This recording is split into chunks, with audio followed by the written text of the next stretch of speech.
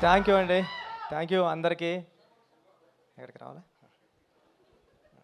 అందరికీ thank you అండి.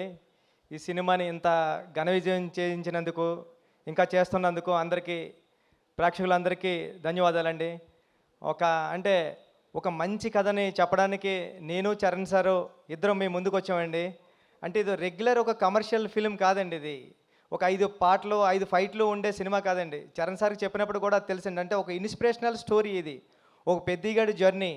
అంటే అంటే 2017, 18లో అనుకుంటా మోడీ గారు ఖేలో ఇండియా అని పెట్టారు. అంటే మట్టిలో ఆటగాళ్ళని వెతుకుదాం, అంటే ఇంటింటికి వెళ్ళి ఓటకు అడుక్కుంటాం కదా, అలాగే ఇంటింటికి వెళ్ళి ఆట కూడా అడుక్కుందాం, ఆటగాళ్ళని తీసుకొచ్చి దేశానికి పరిచయం చేద్దామని పెట్టారు. దాన్ని ఇన్స్పిరేషన్ కింద కూడా తీసుకున్నాను నేను ఖేలో ఇండియాని ఈ ఫిలింకి.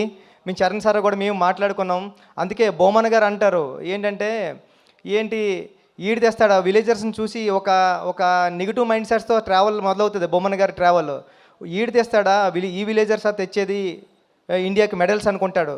కానీ ఆయన మైండ్ సెట్ మారి ఈ విలేజర్స్ మెడల్స్ తేగలరు అని ప్రూవ్ చేసేయడానికి. ఎందుకంటే ఫర్ ఎగ్జాంపుల్ విలేజెస్లో ఒక 150 కేజీలు 200 కేజీలు మూటలు అలవోకగా మోసేసే ఒక మనిషి ఇక్కడ ఉండిపోయాడు కాబట్టి కూలోడు అయ్యాడు. అదే నేషనల్కి వెళ్ళి ఉంటే ఒక హెవీ వెయిట్ ఛాంపియన్ అవుతాడని నేను నమ్మానండి.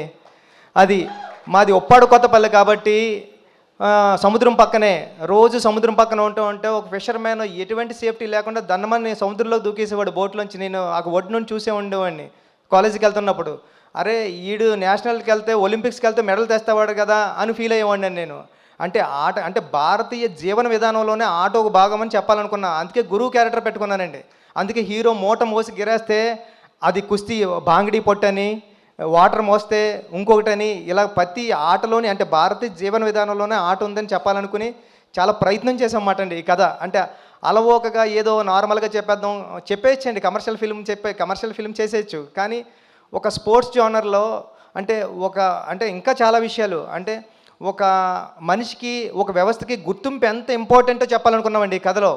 అంటే ఎవరైనా సరే ఒక కుర్రోడు ఏడుస్తూ ఉన్నాడంటే, అప్పుడే పుట్టినాడు క్యారమని ఏడ్చాడంటే, నేను పుట్టానురా నన్ను గుర్తించండి అని ఏడుస్తూ ఉంటాడు ఆ సౌండ్. అంటే అలాంటి గుర్తింపు కోసం ఒక మనిషి ఎంత స్ట్రగుల్ చేస్తాడు తన ఊరు కోసం, తన ఊరు గుర్తింపు కోసం. అలాంటి ఒక మంచి మాట చెప్పాలనుకున్నమాట అండి.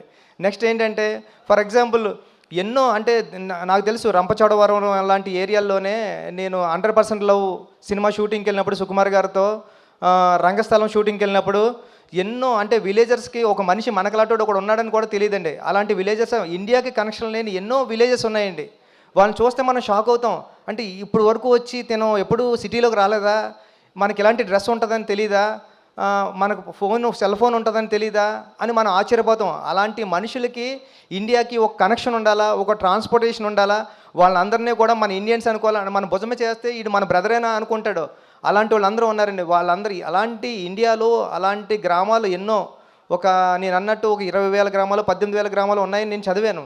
అలాంటి వాళ్ళందరికీ ఒక కనెక్షన్ కావాలా, వాళ్ళందరినీ ఇండియాలో కలపాలని ఒక మంచి మాట చెప్పాలని ప్రయత్నం చేసామాట అండి ఈ సినిమాలోనే. ఇలాంటి ప్రయత్నానికి రామ్ చరణ్ గారు ముందు నిలబడి తీసుకెళ్లారు. చరణ్ సార్ మిమ్మల్ని నేను ఎప్పటికీ మర్చిపోలేను, ఇది ఆషామాషి కథ కాదు, అది నేను ఎలా నమ్మానో మీరు అలా నమ్మారు, దానికి రిజల్ట్ నిన్న ఈ 4 days నుంచి వస్తున్న అప్లాజ్ అండి.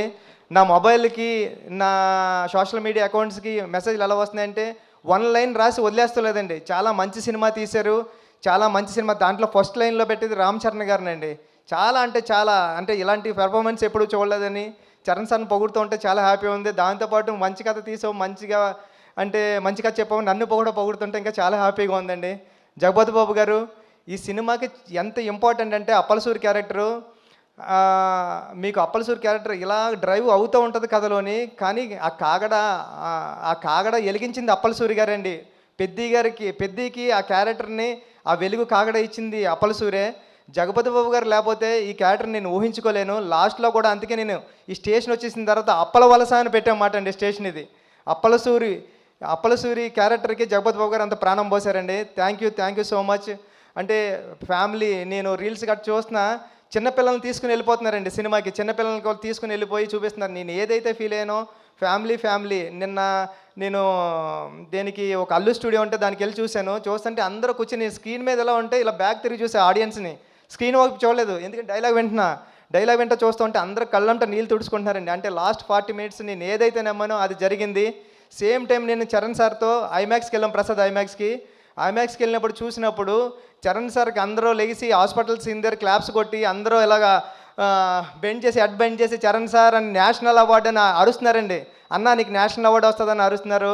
ఇంతకన్నా ఇది కదరా కావాల్సింది, నేను వచ్చిన పని అయిపోయింది, సినిమా చేసిన పని అని అనుకున్నా. థ్యాంక్ యూ అండి సతీష్ గారు, ఈ సినిమా నమ్మినందుకు, మీరు నాకు ఈ సినిమా ఇచ్చినందుకు లైఫ్ లాంగ్ మీకు రుణపడి ఉంటానండి.